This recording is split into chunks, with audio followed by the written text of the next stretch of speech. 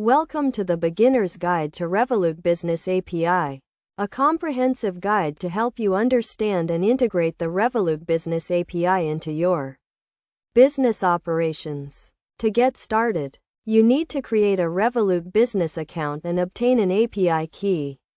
This can be done by logging into your Revolut business dashboard and navigating to the Developers section. Once you have your API key, you can start making API requests to access various features such as payment processing, account management, and transaction tracking. The Revolut Business API uses RESTful architecture and supports multiple programming languages, including Python, Java, and Node.js. To make an API request, you need to specify the endpoint, method, and any required parameters. For example, to retrieve a list of transactions, you would use the get method and specify the transaction's endpoint.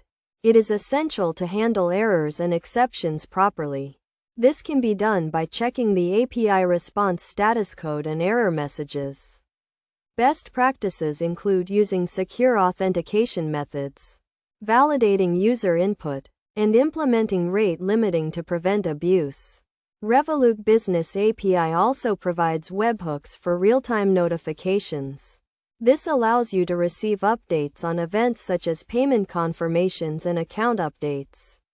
To get the most out of the Revolut Business API, it is recommended to consult the official documentation and API reference guide, which provides detailed information on endpoints, methods, and parameters. By following this guide and best practices, you can successfully integrate the Revolut Business API into your business operations and streamline your financial management. Remember to always test your API integration thoroughly and monitor your API usage to ensure optimal performance. With the Revolut Business API, you can automate tasks, improve efficiency, and enhance your overall business experience.